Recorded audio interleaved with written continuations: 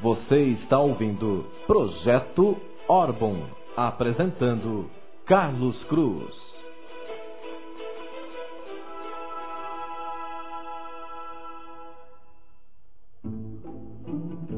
Voltamos com o Projeto Orbon, sonhando e trabalhando por um mundo melhor. E nós, no programa de hoje, estamos conversando com o nosso amigo e irmão, Rossano Sobrinho, autor do novo lançamento da Zinha Editora, que é o livro Educando-se para a Felicidade. E nós vamos à segunda pergunta para você, Rossano. Tudo bem aí? Ok, as ordens. Então tá. A seguinte, Rossano, você estava falando sobre... o livro fala sobre felicidade, ok? No título. E existe um grande mito sobre essa felicidade. O que o livro traz que começa a desconstruir esse mito? E que mito é esse? Você pode nos adiantar o assunto? Perfeito. Quando eu estava escrevendo a obra, levei muito tempo, que não é o resultado apenas de pesquisas, mas de profundas reflexões, porque é uma temática que chama a atenção de todos, é o grande telefinalismo da criatura humana, o grande objetivo é ser feliz. E nós encontramos na sociedade em geral, nas diversas crenças e posturas ideológicas, filosóficas, psicológicas, esse mito, que eu coloquei como um mito, do encontro com a felicidade.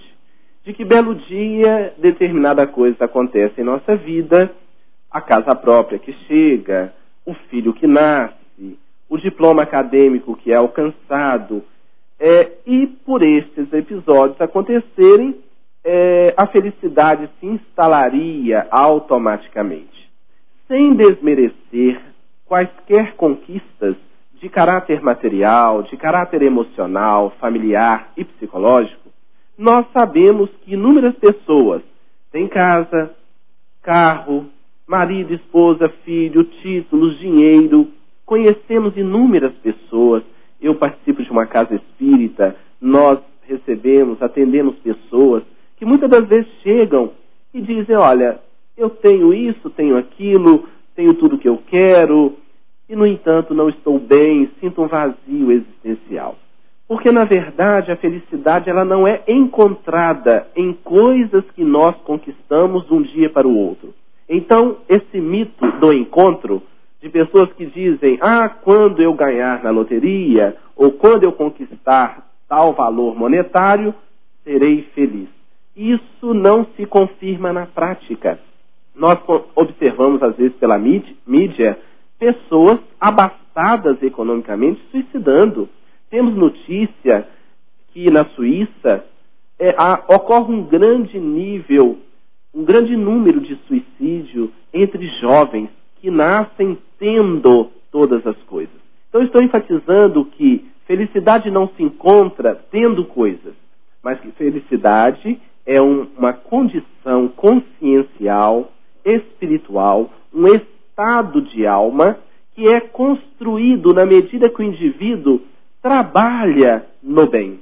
Como comentei, a frase socrática, o resultado de uma consciência tranquila, de uma conduta reta e de um coração pacificado. Então vejamos, a consciência tranquila, se nós estamos nos empenhando no bem, nas coisas pequeninas do dia a dia, Madre Teresa de Calcutá dizia sempre que o importante não é fazer grandes coisas, mas fazer as pequenas coisas de forma grandiosa.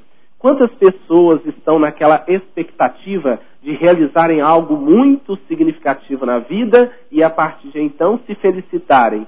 Realizam, o tempo passa e prosseguem.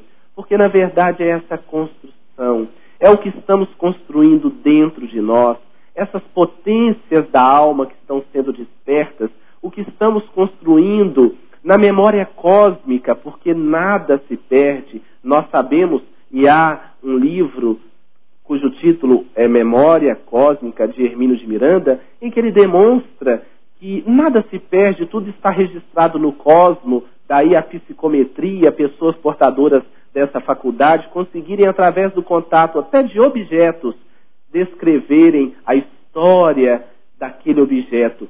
Então, a felicidade não é um simples encontro. Um belo dia, tal coisa aconteceu e eu me tornei feliz. Mas esse processo de construção, esse processo de elaboração, se o indivíduo está comprometido com o bem, se ele está no esforço. Como espírita, nós sabemos que a proposta espírita é a proposta do esforçado e não do ser santificado da noite para o dia. Daí a máxima que Kardec nos deixou: reconhece-se o verdadeiro espírita pela sua transformação moral e pelo esforço para domar as suas más inclinações. Então, desde que o indivíduo esteja nesse esforço, independente, é claro, da sua crença ou da sua não crença, porque há pessoas que não estão vinculadas a agrupamentos religiosos e vivem de fato essa cidadania do amor. Quando perguntaram à própria Madre Teresa qual a sua religião, ela disse o amor. E o seu Deus, ela disse você, ao atender o moribundo. E eu me lembrei do Evangelho que diz: como podemos amar a Deus a quem não vemos, se não amarmos o próximo com quem travamos contato direto? Então, esse mito do encontro, o livro apresenta a quebra desse paradigma e propõe a construção permanente. Naturalmente, sem desmerecer, repito, todas as conquistas.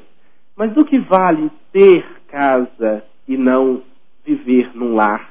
Porque a casa é a união dos tijolos, algo frio, é a estrutura física, da mesma forma que o templo é a união de pedras e a igreja a reunião dos corações vinculados sob o mesmo ideal. Então, casa é diferente de lar. Lar é onde há diálogo, fraternidade, onde os mais experientes passam os seus valores conquistados ao longo do tempo e motivam o sucesso dos novos, e os mais novos, com seus ideais e sonhos, se apoiam nas experiências dos seus familiares e crescem. Então, lar é algo que transcende. Então, não basta ter. Às vezes você pensa em ter uma casa palaciana, mas quantas casas palacianas não são lares? De que adiantaria, por exemplo, ter um belo carro e não ter com quem partilhar aquele belo carro? Então, uma construção, principalmente no campo espiritual, no campo moral, no campo emocional, porque justamente nesses campos estão os valores que Jesus disse que a traça não pode corroer, o ladrão roubar, a ferrugem carcomer. Então, a educação para a felicidade passa pelo crivo de uma construção permanente. Certamente por isso o mestre diz que aquele que perseverar até o fim será salvo. E no entendimento espírita, no entendimento superior dessas questões, será salvo das grandes quedas, das grandes infelicidades. Então, não se encontra felicidade. Nós construímos a nossa felicidade ou a nossa desdita na medida em que realizamos, na medida em que pensamos, sentimos